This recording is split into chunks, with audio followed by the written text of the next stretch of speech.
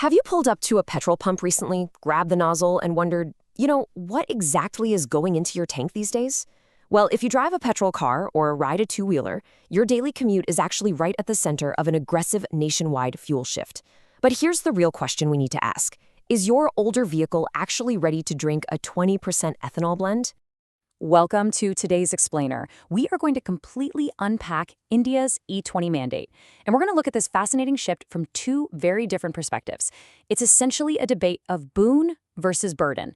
On one side, we have what we're calling the macro triumph. These are these sweeping, absolute game-changing national benefits like energy security, massive emission reductions, and a huge boost for farmers. But then, on the flip side, we have the micro-friction, the very real, everyday concerns of ordinary vehicle owners just trying to fill up at the petrol pump. It's a perfect example of what happens when a massive, top-down policy collides with on-the-ground reality. So, here's our agenda for today. First, we'll cover India's E20 ethanol mandate. Second, the massive macroeconomic triumphs.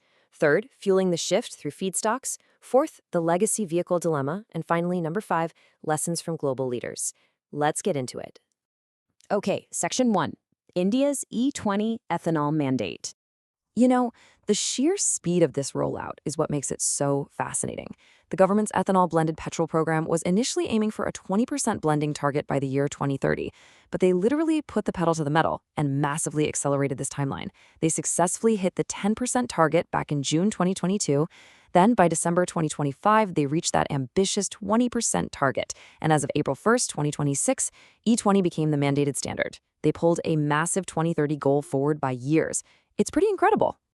So what does this actually mean for you at the pump right now? Well, as of April 2026, the government has mandated that every petrol pump in the country sell E20 petrol with a minimum octane rating of 95. Pure, unblended petrol? It's virtually gone from everyday dispensers. If you're absolutely determined to get pure petrol, your only real option is to hunt down 100-octane super premium fuels like XP100, which are going to set you back over 150 rupees a liter. Simply put, E20 is the new normal. Moving on to Section 2, massive macroeconomic triumphs. Let's start with the big picture, energy security. By swapping out imported crude oil with domestic ethanol up to February 2026, this blending program has saved over 1,70,560 crore rupees in foreign exchange. Just to put that massive number into perspective, that is enough cash to fund multiple major national infrastructure projects outright. We are keeping immense wealth right here inside the country rather than shipping it overseas to pay for oil imports. So where exactly is all that saved money going instead? Well, it's fueling the domestic economy. This policy has triggered direct, rapid payments to farmers totaling over 1,36,300 crore rupees since the 2014 to 2015 ethanol supply year. It essentially transforms a straightforward energy policy into a gigantic agricultural support system. And then, of course, we have the environmental pillar. This blending policy has successfully slashed CO2 emissions by approximately 869 lakh metric tons. That is literally the equivalent of taking millions of cars off the road completely. When you stack up the financial savings, the massive farmer support, and the significantly cleaner air, the macro triumph here is just absolutely undeniable. All right, Section 3, fueling the shift, feedstocks. To really understand how you fuel an entire country, we have to look at what we call feedstocks. The government's national policy on biofuels breaks this down into two different generations. First generation, or 1G, includes sugar and starch. We're talking things like sugarcane juice, molasses, corn, and even damaged or surplus rice that's unfit for human consumption. But to avoid a controversial food versus fuel debate, they are aggressively expanding into second generation, or 2G, advanced biofuels.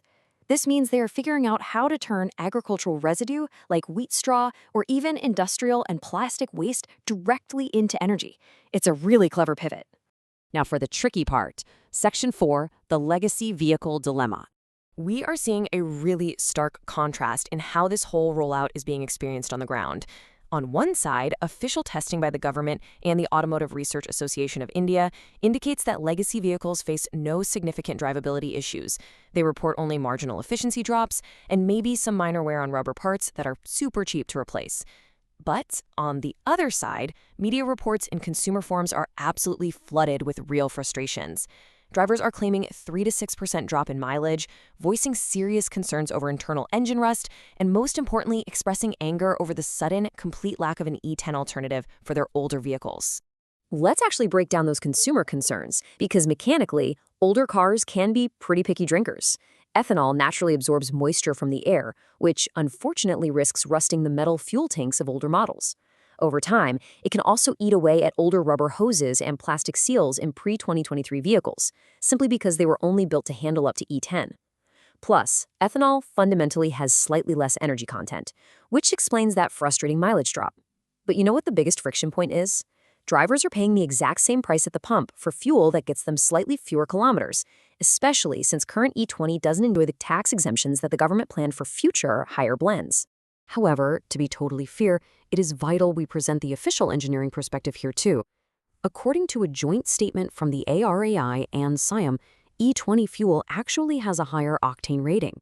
For modern, high-compression engines that are specifically tuned for it, E20 actually delivers better acceleration, a smoother ride, and most importantly lowers carbon emissions by roughly 30% compared to E10.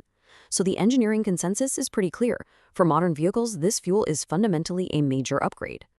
Let's zoom out a bit. Section 5. Lessons from global leaders. If we look at the global market, the US and Brazil absolutely dominate the ethanol space. Together, they combine for over 90% of the global share. Now, India is rising fast. We are already sitting at number 3 globally, but at 3.31%, it's still a comparatively small slice of the overall pie. The US relies really heavily on corn to make their ethanol, while Brazil uses sugarcane. But the real question is, what makes their consumer models work so smoothly without all the friction we're seeing here? Well, their secret weapon is the flex fuel system. In Brazil and the US, consumers aren't just forced into a single mandated blend. Instead, they drive flex fuel vehicles and pull up to pumps that offer an entire menu of choices. Maybe you want E10 for an older classic car, or E27 for your standard daily driving, or even E85 if you have a flex fuel vehicle. The consumer makes the choice right there at the pump, based entirely on their budget and what their specific vehicle's engine was built to handle. This multi-blend menu approach directly solves the exact consumer friction that India is wrestling with right now. Which brings us to our final thought for today. The E20 transition is an undeniable, massive macroeconomic win for India. It boosts energy security, it supports local farmers, and it significantly cuts down emissions.